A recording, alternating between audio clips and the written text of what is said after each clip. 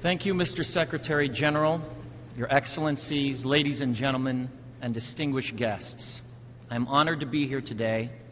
I stand before you not as an expert, but as a concerned citizen, one of the 400,000 people who marched in the streets of New York on Sunday, and the billions of others around the world who want to solve our climate crisis.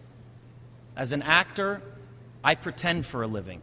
I play fictitious characters, often solving fictitious problems.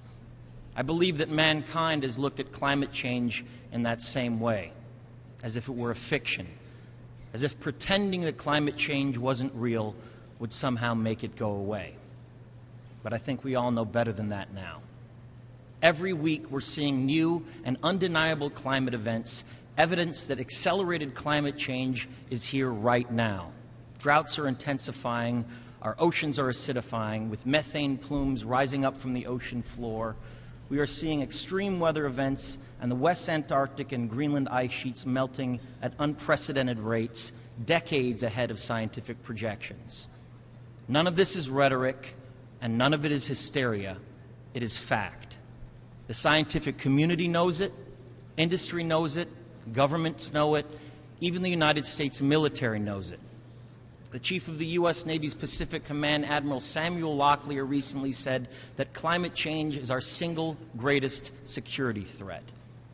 My friends, this body, perhaps more than any other gathering in human history, now faces this difficult but achievable task.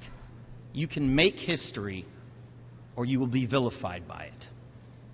To be clear, this is not about just telling people to change their light bulbs or to buy a hybrid car.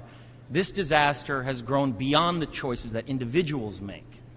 This is now about our industries and our governments around the world taking decisive, large-scale action. Now must be our moment for action. We need to put a price tag on carbon emissions and eliminate government subsidies for oil, coal, and gas companies. We need to end the free ride that industrial polluters have been given in the name of a free market economy. They do not deserve our tax dollars. They deserve our scrutiny, for the economy itself will die if our ecosystems collapse.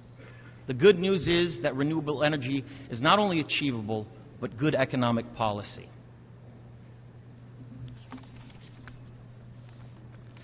This is not a partisan debate. It is a human one. Clean air and a livable climate are inalienable human rights.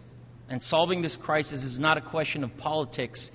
It is a question of our own survival.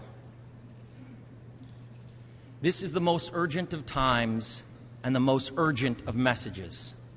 Honored delegates, leaders of the world, I pretend for a living, but you do not. The people made their voices heard on Sunday around the world, and the momentum will not stop. But now it is your turn. The time to answer humankind's greatest challenge is now. We beg of you to face it with courage and honesty. Thank you.